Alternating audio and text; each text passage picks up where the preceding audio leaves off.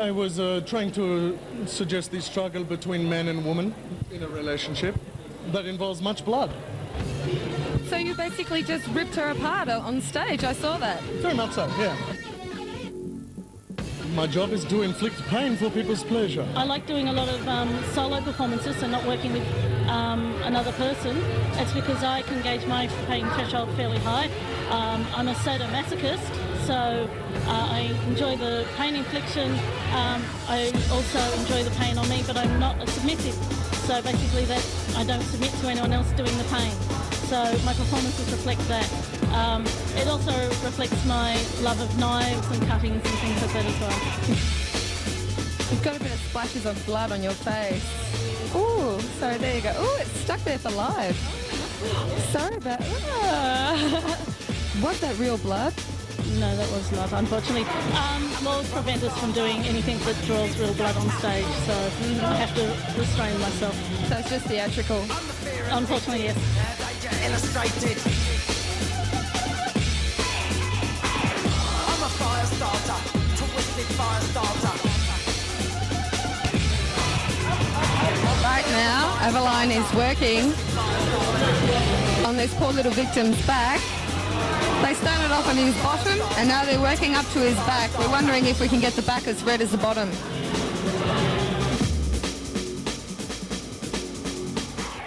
On the bitch you hated, filthy infatuated.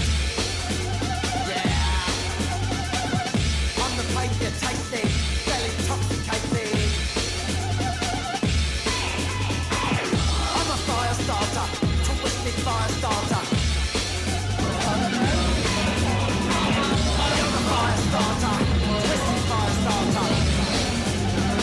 Now we have Eveline lulling this little victim into a false sense of security. She's pretending to treat him nice. I don't think he deserves it. Looks quite pathetic if you ask me.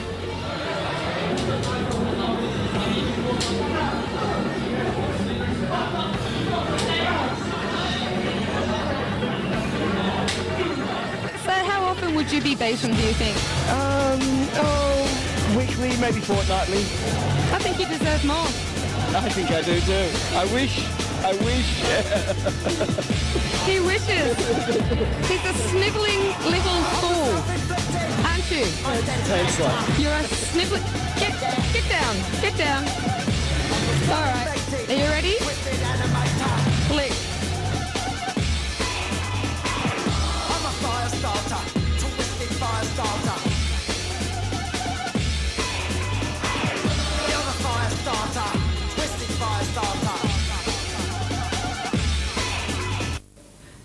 at different times, a great many people have and will use a telephone counselling service. Some people ring maybe just to get some information about what's happening in the city.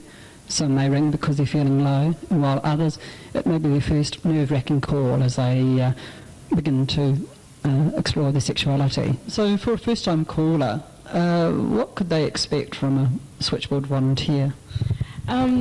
What they can expect is that somebody who's going to listen to what they've got to say, probably to draw them out a little bit, because often a first-time caller is very anxious.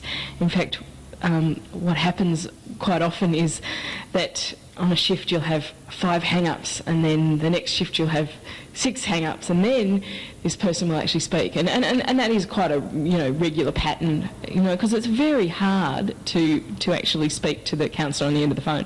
But what the person can expect once they do take up the challenge of actually speaking to another gay man or lesbian is that they're going to be heard from a perspective of some understanding of the issues that they're facing, and some of the things that they will need to explore. So issues like what it is that they want now that they're coming to terms with their sexuality. For some people it's a social group which is relevant to them. Some people it's a structured course in run by the VAC, or for some people it might be specific information about where to go and have sex, which is valid, completely valid.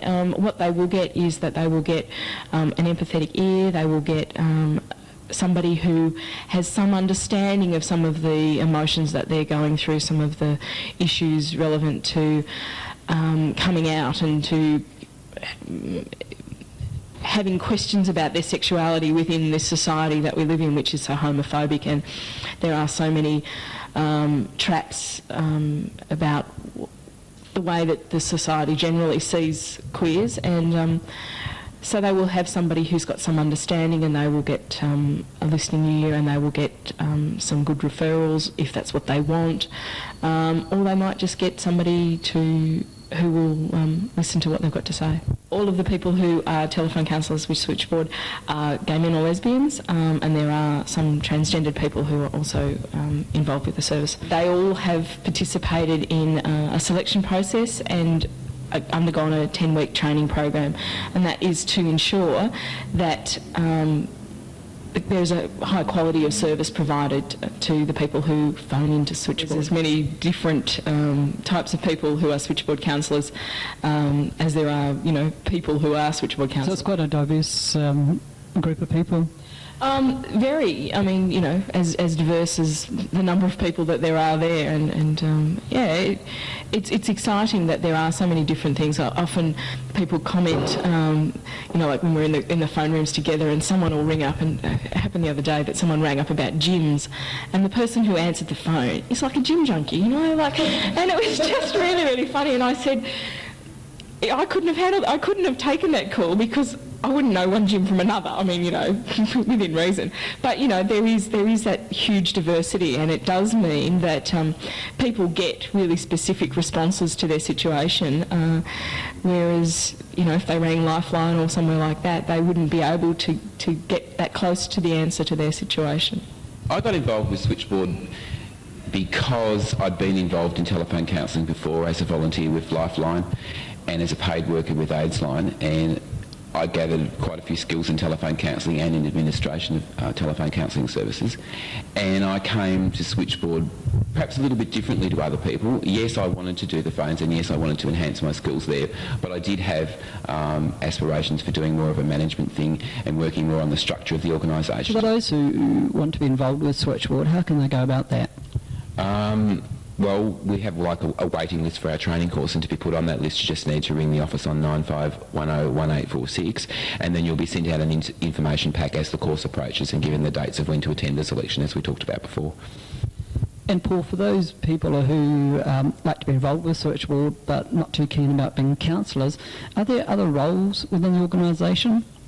Absolutely, and I think that's something I'd like to stress actually to people out there in TV land, that we need non-counselling volunteers, because I think we're often perceived in the community as being only a counselling service and there's nothing else to do, and that's definitely not the case. We have a need for volunteers with a whole range of skills to be involved on the admin side, so people who've got like computer skills, desktop publishing skills, on fundraising, people who'd like to work on the cloakrooms at the warehouse party and other fundraising events that we do.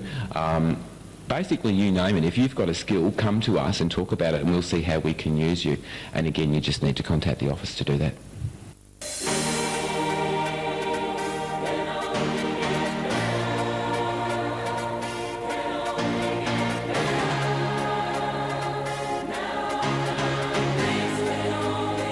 Hi, we're here at Deakin University on Burwood campus to interview Aaron and Shiloh. Aaron's the president of Queers at Deakin, Burwood campus, and Shiloh's the cross-campus equity officer. Quad actually is like a social and support group, and it's a network for students to be able to express like their political energy, or just to basically meet other people. You can choose depending. I mean, some people don't want to be out on campus, some people do. There's no pressure to be in either sort of area, but there's also an overlap, so you can be part of both as well.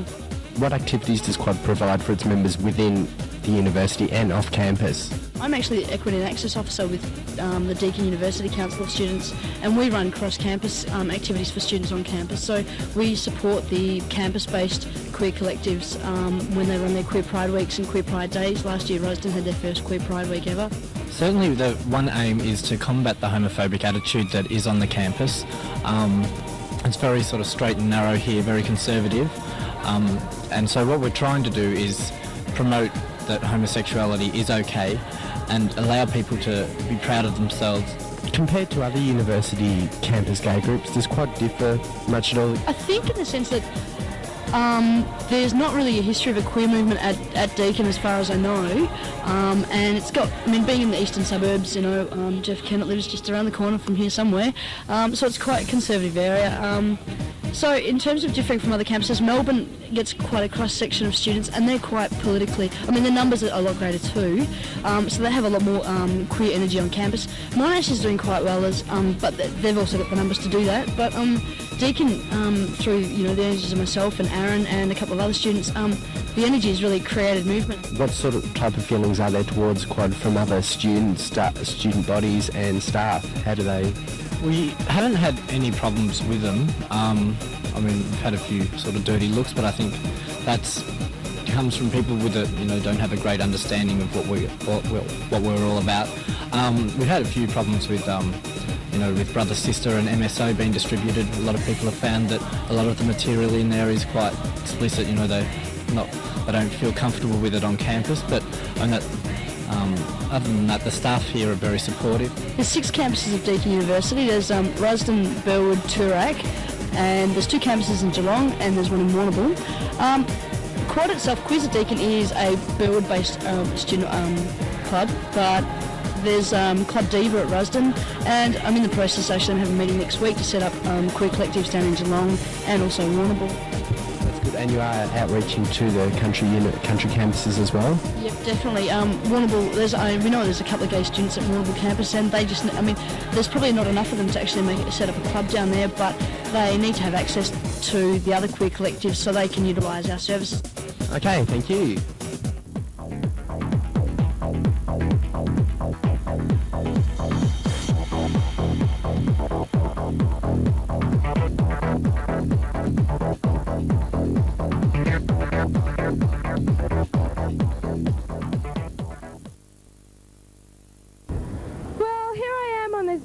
Breezy afternoon. I've bought my hip groovy clothes and I've met my hip groovy friends, and now I want some hip groovy food. Now, I've heard that vegetarianism is the way to go, but I don't know, I'm not quite convinced. So I've trotted on down to Cafe Feedwell in Paran just to check out this whole veggie lifestyle thing. Now, I think I need to talk to some authority about this stuff, so let's go hunt down the chef and see what he's got to say.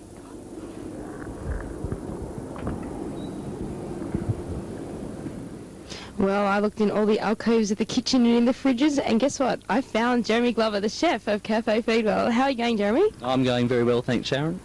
So can you tell me a little bit about like Feedwell's, how long it's been here, how it all started? Yeah, well, it's been, the cafe's been here for about 25 years, a little bit further up the street in Greville Street. It used to be Feedwell Foundry, it was called. It was a bakery that started. Since then it's progressed down the street and always had kind of a vegetarian health bent. What attracts you to working here in Cafe Feedwell? Well, I like the general friendly atmosphere. Everyone that works here has good sense of humour. The food is fantastic, of course, and feel good, feeling healthy, I guess. I believe, you know, being around Greville Street near Commercial Road, I assume you sort of get quite a few gay and lesbian clientele. I mean, how prominent are you in the community? Well, reasonably so. A lot of people know us from having stalls at various dance parties and events, Ride, Red Raw Winter Days.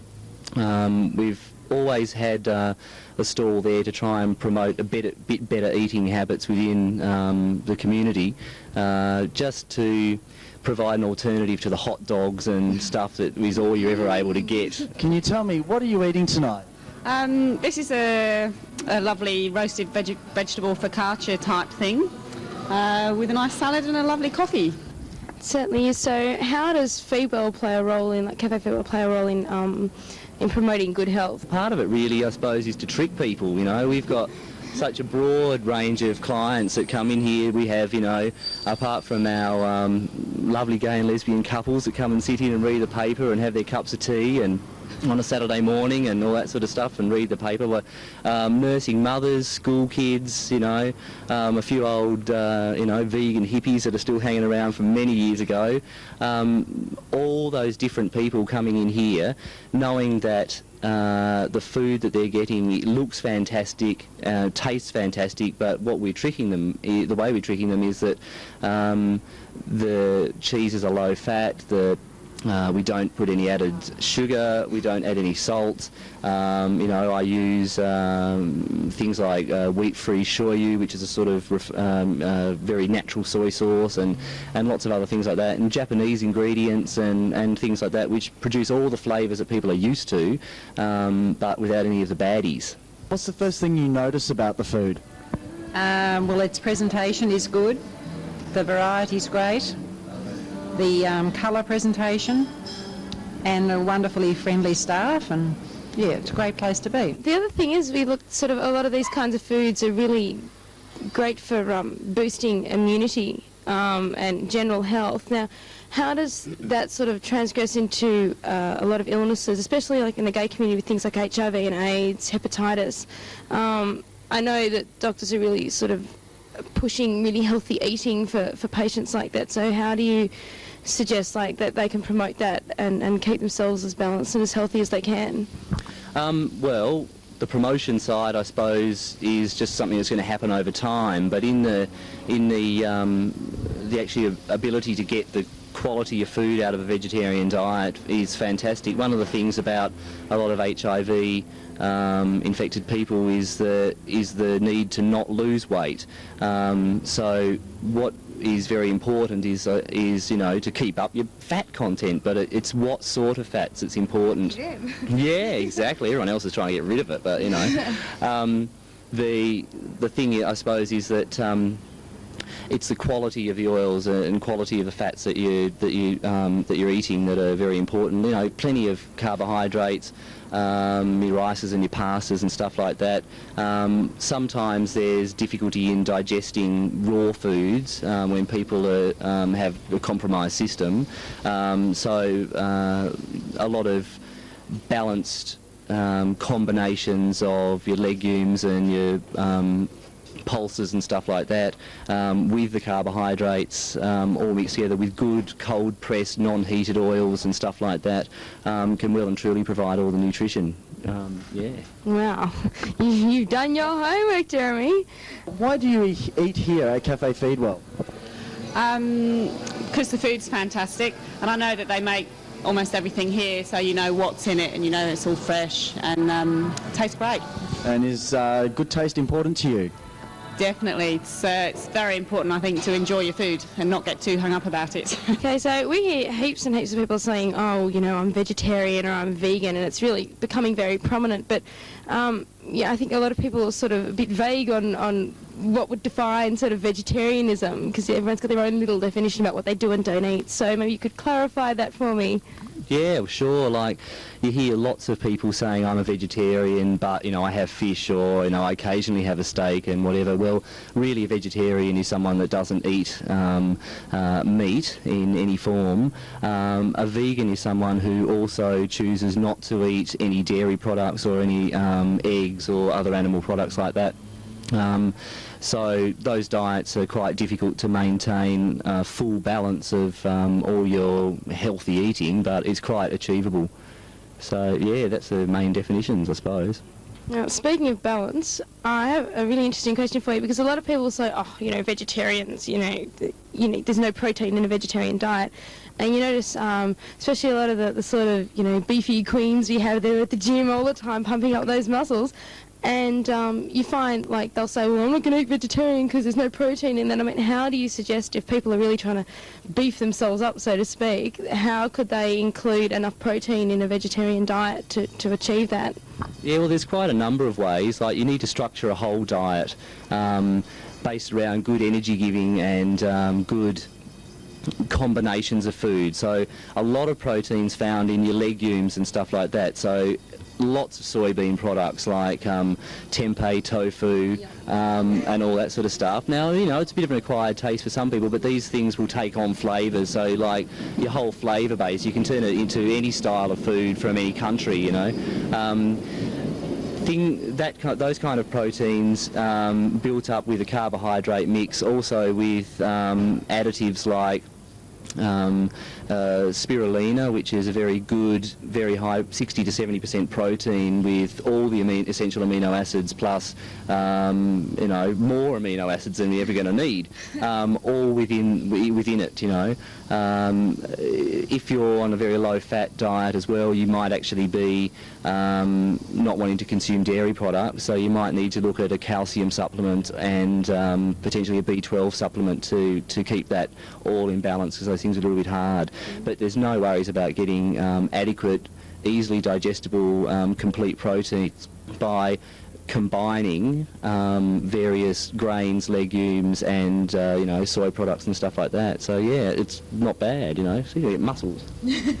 Way to go. So we really have absolutely no reason not to go veg, do we? No reason at all. No, I think, you know, eventually the whole world will be, but we might have to wait a little bit longer to convince. I don't know how I'd convince my father to get off, you know, steak and chops and you know, gravy and potatoes, but that's you know. Jeremy Glover on the search for vegetarian harmony on Earth. Well, I think, Jeremy, what I'd like to do, I think I want to have a snoop around your kitchen. Do you think you could do that? Oh, look, you can come and have a peek, and I see what. Oh, I better go and make sure it's tidy. Hey. Right. Well, I'll let you run off, and we'll follow him post haste. Okay. Thanks.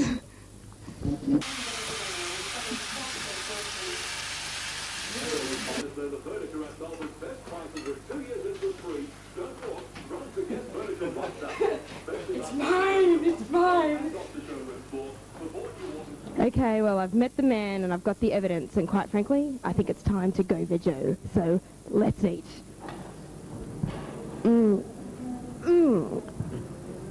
Commercial break. The government has now banned the carrying of spears. Stop about every 1,000 miles ain't asking too much, is it? You might wish to stay on and listen. It was a place where everything was legal. I met this woman. So if you're looking for emotional satisfaction, my advice to you is seek professional help. Thank you for joining us live on the air. My pleasure. One nation under God has turned into one nation under the influence of one drug.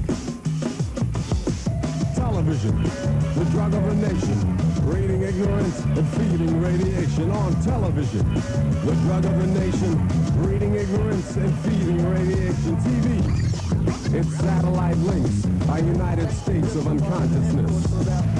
Apathetic, therapeutic, and extremely addictive. The methadone metronome, pumping out 150 channels 24 hours a day. You can flip through all of them, and still there's nothing worth watching. TV, television, the drug of the nation, breeding ignorance and feeding radiation on television.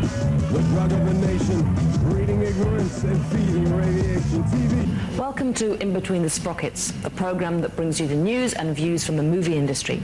I'm Madeline Swain.